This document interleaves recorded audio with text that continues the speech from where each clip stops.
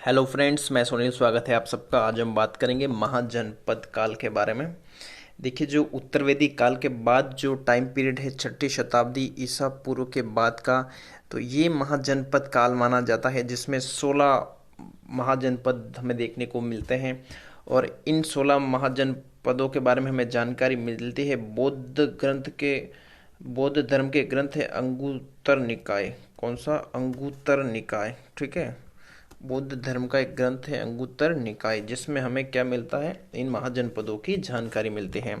और बात करें तो जैन जैन ग्रंथ एक भगवती सूत्र जो है, उसमें भी जो है हमें इसकी जानकारी मिलती है। इतना आपको ध्यान होना चाहिए। फिर देखो, बात करें तो महाजनपद काल का विकास का कारण क्या था प्रमुख, तो देखो उस टाइम जो है लोहे का प्रचुर मात्रा में क्या किया गया? प्रयोग किया गया था। और इसे जो है द्वितीय नगरीकरण का काल भी कहते हैं। अभी जो हम बात करें 6ठी शताब्दी ईसा पूर्व के बाद जो महाजनपद काल आया है, उसे द्वितीय नगरीकरण का काल भी कहते हैं। देखिए, जो 16 महाजनपद थे, उनमें 14 महाजनपद में व्यवस्था राजतंत्रात्मक दिखाई देती है, लेकिन 2 महाजनपद ऐसे थे जहां गणतंत्रात्मक व्यवस्था थी, जिसमें वज्जी महाजनपद और मल्ल महाजनपद। यहाँ पर हमें जो है गणतंत्रात्मक व्यवस्था दिखाई देती है, वज्जी और मल्ल। ठीक है, इतनी आपको ध्यान रखनी है। वज्जी की राजधानी वैशाली थी और मल्ल की कुंशीनगर। अभी हम आगे देखने वाले हैं राजधानियों को भी।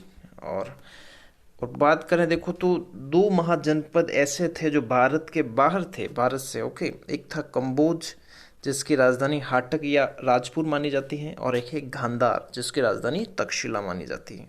ठीक है, तो ये 2 महाजनपद जो थे वो भारत से बाहर थे, कंबोज और गांधार। जिसमें बात करें गांधार, तो ये देखो अभी हम देखने वाले हैं, ये पाकिस्तान में था, और कंबोज ये अफगानिस्तान और पाकिस्तान की सीमा पर।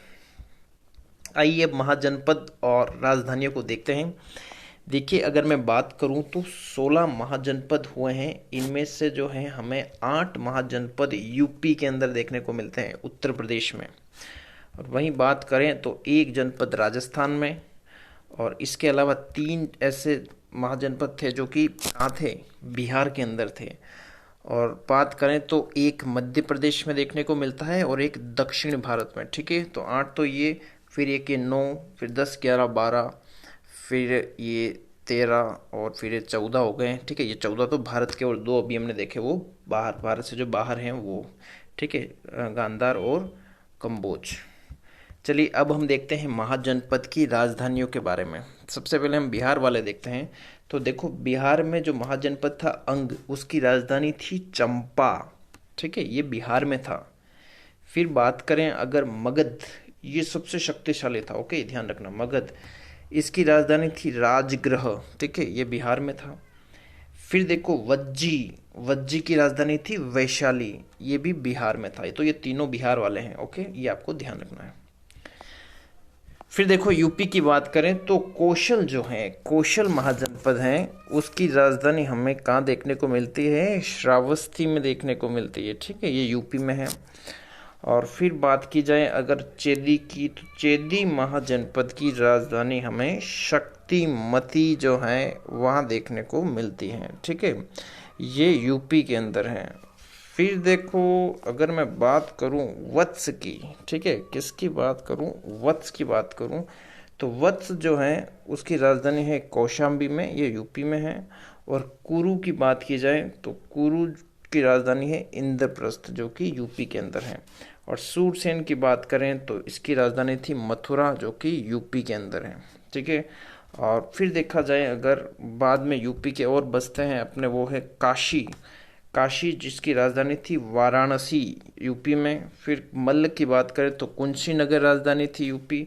और पांचाल की बात करें तो कांपिल्य राजधानी थी यूपी के अंदर।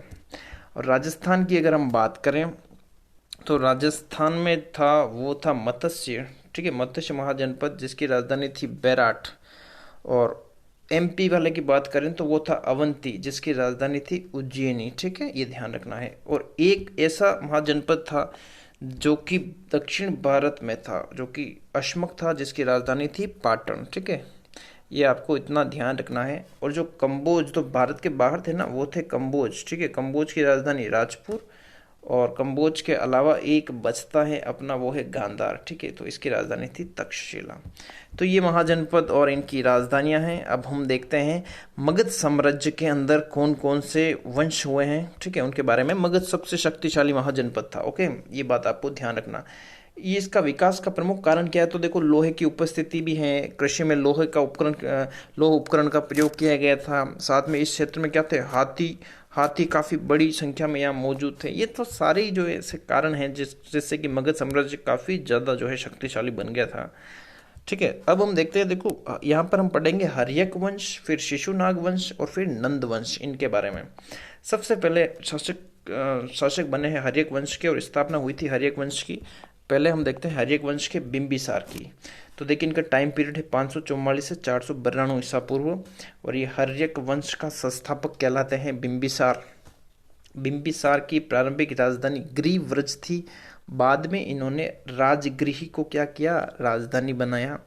और ये जो है बिंबिसार दहेज के रूप में लिए गए क्षेत्रों से अपने साम्राज्य का इन्होंने क्या किया था, विस्तार किया था। इन्होंने 3 विवाह किए, जिसमें 2 काफी महत्वपूर्ण है।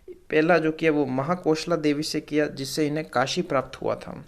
दूसरा चेलेना से किया था, जो कि वैशाली की लिच्छवी राजकुमारी थी। चेलेना कहाँ की, वैशाली की लिच्छवी राजकुमारी थी चेलेना। जो देखो बात करें बिंबिसार के बारे में, तो बिंबिसार जो है अपने शासनकाल में इन्होंने अंग राज्य को जीता और अंग का सेनापति अपने बेटे अजातशत्रु को बनाया। ठीक है, और बिंबिसार के समय जो है उसने उनके टाइम पीरियड में जीवक एक प्रसिद्ध वैद्य था, और महागोविंद उनके टाइम में एक वास्तुकार था। इतना आपको मोटा मोटी ध्यान रखना है। एक बात ध्यान रखनी है कि बिंबिसार की हत्या इनके पुत्र अजातशत्रु ने कर दी, और इसी कारण अजातशत्रु को पितृहंता शासक भी कहते हैं। ओके, फिर देखो अजातशत्रु की बात करूं तो बिंबिसार के बेटे अजातशत्रु बने फिर शासक 492 से 460 ईसा पूर्व में। इन्होंने प्रसन्नजीत की पुत्री वजीरा से विवाह किया। किससे विवाह किया, वजीरा से। और इनके बचपन का नाम था कुणिक। अजातशत्रु के बचपन का नाम था कुणिक, और इन्हें पितृहंता शासक कहते हैं, अभी हमने देख लिया। अजातशत्रु का अर्थ है शत्रुओं का नाश करने वाला। किसका, शत्रुओं का नाश करने वाला। इन्होंने वैशाली पर आक्रमण किया और जीत के मगध में उसको मिला लिया, वैशाली को, अजातशत्रु ने। ठीक है, किस पर, वैशाली पर। ओके, और अंग को किसने जीता था, अंग को अभी हमने देखा था, अंग को जीतने वाले थे अभी हमने देखा बिंबिसार। ओके, देखो इन्होंने अजातशत्रु ने युद्ध में रथमूसल और महाशिलाकंटक जो हथियार थे ना, उनका प्रयोग किया था।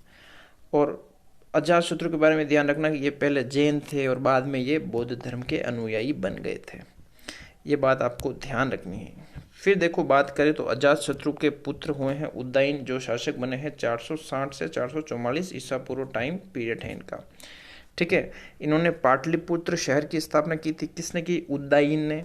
और राजगृह से राजधानी कहाँ बनाई, पाटलिपुत्र को बनाई। तो राजगृह से राजधानी बनाने वाले कौन थे, उदयन थे। ओके, उदयन के पुत्र जो थे, उदयन ने, ध्यान रखना, अजातशत्रु की क्या कर दी थी, हत्या कर दी थी। इन्हें भी जो है पितृहंता कहते हैं। ठीक है, उदयन का पुत्र नागदशक था, नागदशक, जो कि हर्यक वंश का अंतिम राजा था। कौन था, नागदशक। ओके, और नागदशक की हत्या किसने कर दी, नागदशक की हत्या की थी शिशुनाग ने, जो इनका सेनापति था नागदशक का। नागदशक एक अयोग्य शासक था। ठीक है, फिर हम पढ़ते हैं, देखो शिशुनाग वंश।